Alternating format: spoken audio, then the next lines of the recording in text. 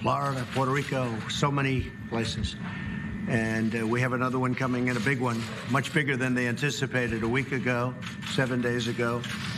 I heard for the first time there was a very small drop of weather that looked like it was forming, and now it's pretty close to a Category 3 if it's not already a Category 3. So we are very well prepared. FEMA's ready. We're all ready.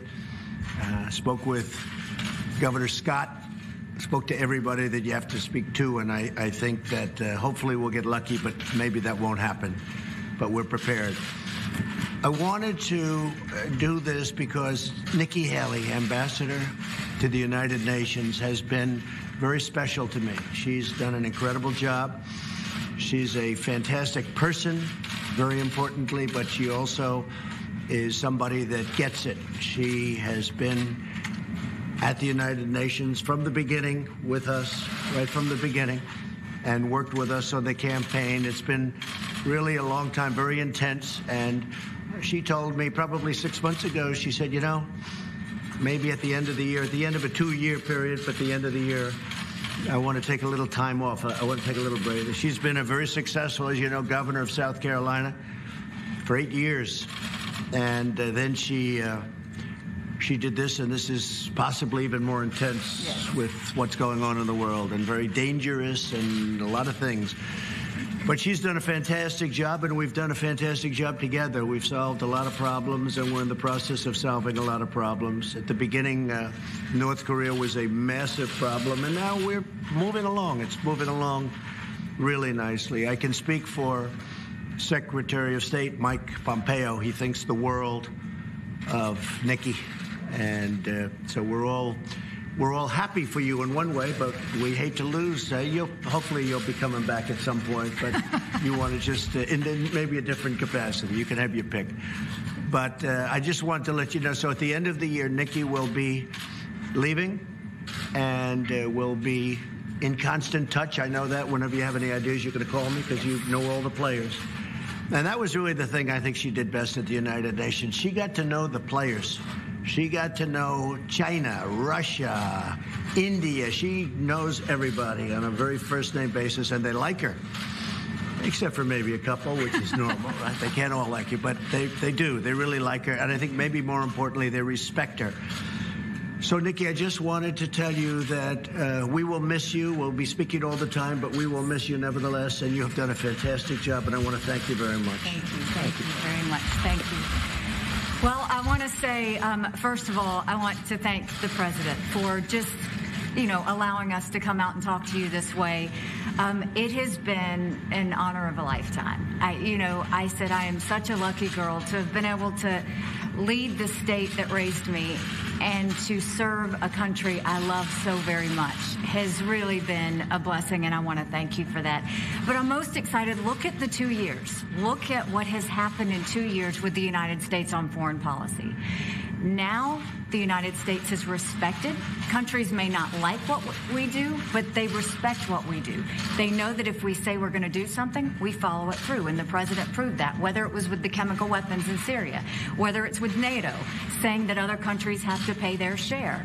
I mean, whether it's the trade deals, which have been amazing. They get that the president means business, and they follow through with that. But then if you look at just these 2 years at the UN, we've cut $1.3 billion in the UN's budget. We've made it stronger. We've made it more efficient.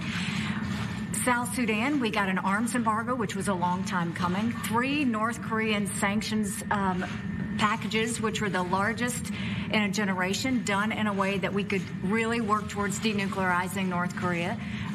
The Iran deal, bringing attention to the world that every country needs to understand you can't overlook all of the bad things they're doing. You have to see them for the threat that they are.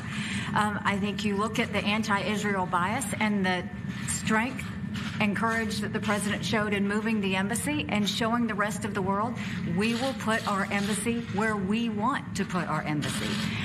All of those things have made a huge difference in the U.S. standing, but I can tell you that the U.S. is strong again, and the U.S. is strong in a way that should make all Americans very proud. And I do want to say that it's not just the president I want to thank. The family in general. The First Lady has been nothing but very, very kind to me. I can't say enough good things about Jared and Ivanka. Jared is such a hidden genius that no one understands. I mean, to redo the NAFTA deal the way he did, what I've done working with him on the Middle East peace plan, it is so unbelievably well done. And Ivanka's been just a great friend, and they do a lot of things behind the scenes that I wish more people knew about, because we're a better country because they're in this administration. I also just have to say, certainly thank you to my family. Michael is a saint, and my two little ones, I adore them.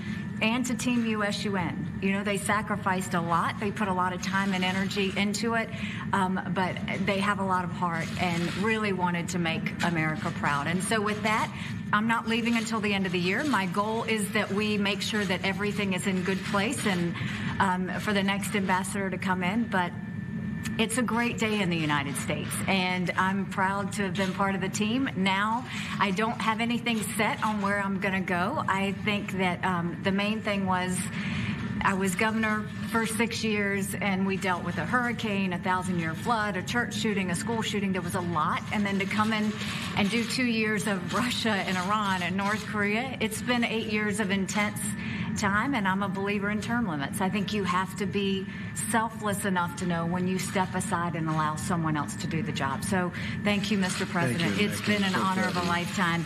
And I will say this, for all of you that are going to ask about 2020, no, I'm not running for 2020. I can promise you what I'll be doing is campaigning for this one. So I look forward to supporting the president in the next election. That's so good. Thank you, Nikki. Ambassador Haley, you listed off a long list of accomplishments. Why would you want to leave that all behind? Is it really a personal decision because you've been away from your family for so long? You know, something else too? My family is very supportive. So, no, there's no personal reasons. I think that it's just very important for government officials to understand when it's time to step aside. And I have given everything I've got these last 8 years. And I do think that sometimes it's good to rotate in other people who can put that same energy and power into it. So there really is a lot of people are going to want to say there's a lot of reasons why I'm leaving. The truth is I want to make sure that this administration, the president, has the strongest person to fight. It was a blessing to go into the UN with body armor every day and defend America. And I'll always do that. I'll never truly step aside from fighting for our country. But I will tell you that I think it's time. And Mr. President, why make the announcement now as opposed to after the midterms? Well, Nikki's going to be staying till the end of the year, which will be just about 2 years. And I just think, and I was just, as Nikki was speaking, I was thinking when we came into office, it was almost inevitable in the minds of many that we were going to war with North Korea. If you ask President Obama, I'm sure he'll tell you that that was by far his biggest problem when we sat and met right here. But that looked like a real problem. Iran looked like a real problem. It was a question of when would they take over the Middle East prior to my coming here, and now Iran is fighting for their lives. They've got riots in all their cities. It's blowing up. Their inflation, their economy is in tatters. And at some point, they'll probably come and want to make a real deal, not the deal that they made, the ridiculous deal that they made. That was unacceptable to me. And so we'll see what happens. But what a difference between Iran when we first came, I'd like to say the day before we came, and also if you look at North Korea, I mean, there was a deal that there was something that was, it was a devastating, potentially devastating problem, and now the relationships are very good. Secretary of State Mike Pompeo just left, had a great meeting, also was in China, also spoke to many of the Asian leaders or went there and had some good meetings, but had a really very good meeting with North Korea and Chairman Kim, and we've just made a lot of progress on so many other fronts also. And I think the world, as Nikki said, the world is really respecting the United States again, much more so than they have in many, many decades. We are respected again, that I can tell you, very much respected again. And people want to be on our side. Even if you look at the votes in the United Nations, I mean, votes that we would normally get no votes, we're getting very strong votes now. So I just want to thank Nikki, and I thought this would be an appropriate way of doing it, because when you write it out on a piece of paper that, you know, Ambassador Haley will be leaving, and you say nice things, people say, well, what's going on? This is the right way to do it. And when you really think somebody's done a terrific job, I felt this was an appropriate way of doing it, and we both liked it. So I just want to thank the ambassador. I just want to thank Nikki, okay? Who are you thinking about for a successor? Well, we have a number of people that would very much like to do it. It's a great position, and Nikki realizes it.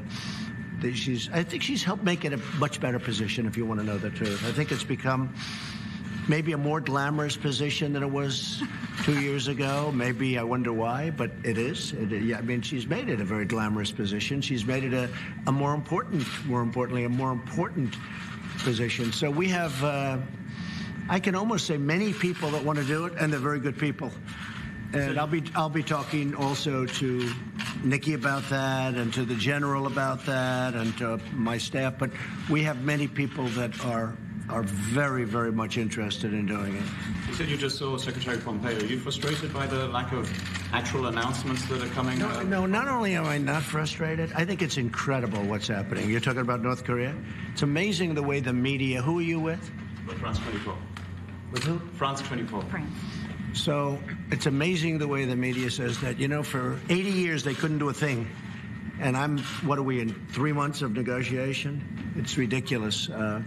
As I've said about 1,000 times, you have no rockets flying, you have no missiles flying, you have no nuclear testing, you have nuclear closings, closing up different areas of North Korea.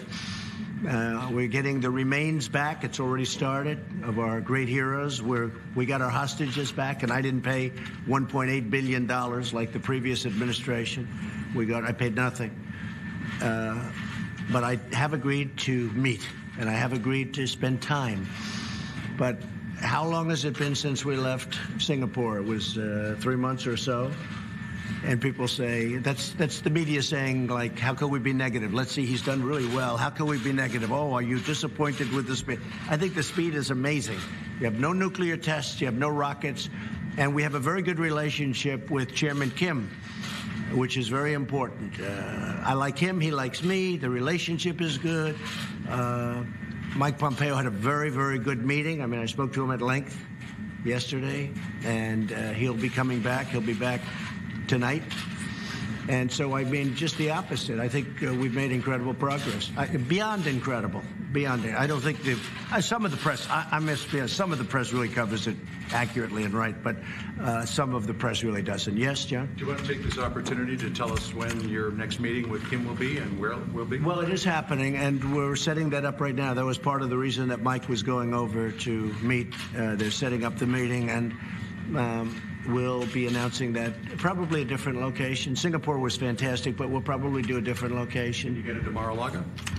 He'd probably like that. I'd like that, too. I think it would be good. But we'll see. We're talking about 3 or 4 different locations. Timing won't be too far away. We've made a lot of progress. And this meeting really is to, you know, people don't realize the importance of the first meeting. I mean, we said point number 1, denuclearization. And for some reason, the press doesn't pick that up. But that was actually point number 1. They've agreed to denuclearization. And they continue to agree. And they continue. Now, we haven't removed sanctions, as you know. You know, people said, what have we done? We haven't removed sanctions. We have very big sanctions. I'd love to remove them, but we have to get something for doing it. Any chance the meeting could be on U.S. soil? Well, you know, I don't want to embarrass anybody by asking. I think eventually we're going to have lots of meetings on U.S. soil and on their soil, by the way. It's just, you know, that's a two-way street, on their soil also. I think that the country of North Korea is going to be a very successful country. I think it's going to be incredibly economically successful, and I want to make it that way. I think it's going to be good. Other countries, other people, entrepreneurs, banks, I will tell you, they're calling, wanting to go there and wanting to invest. At some point, when Chairman Kim makes that decision, I think he's going to unleash something that's going to be spectacular, really spectacular. And I think he knows it, and I think that's one of the reasons that we're having very successful conversations. I think he wants to get on with it. Yes. Excuse me? When will successor to Ambassador Haley be? When? What is it? When will a successor be named? Oh, I would say we'll name a successor, I don't know, within the next 2 or 3 weeks. Maybe sooner. Mr. President, have you spoken to the Saudis about the missing Washington Post columnist? I have not. No, I haven't. But I will be at some point. What do you know at this point? I know nothing right now. I know what everybody else knows, nothing. Just What's your response to Hillary Clinton saying last night's swearing in of Judge Kavanaugh was more a political event than it was a national event? I guess that's why she lost. She doesn't get it. She never did. I knew that a long time ago. Hillary never got it. That's why she lost. Anything else? So the midterms are in 4 weeks. What's your prediction right now for the GOP, and how's your stamina out on the campaign trail? I think we're going to do well. Well, you people would say, I guess, if you saw there was a 5% drop-off, you'd say there's something wrong with the president. You would say, but no, I'm going to Iowa tonight. We have a big, big crowd. We're going to make a big announcement tonight, by the way, in Iowa. We're going to be making a very big announcement. And I have to say the farmers are so thrilled with the USMCA, the new agreement. I don't use the word NAFTA because NAFTA was a disaster for our country. NAFTA, we lost millions and millions of jobs, thousands and thousands of factories and plants, and bad for farmers. You look what happened. Farmers over the last 15 years, it's only gone down. Now they're going to go up. We just opened up Mexico. We just opened up Canada. And it's great for our farmers. But I'm going to Iowa tonight, and we'll be talking a little ethanol tonight.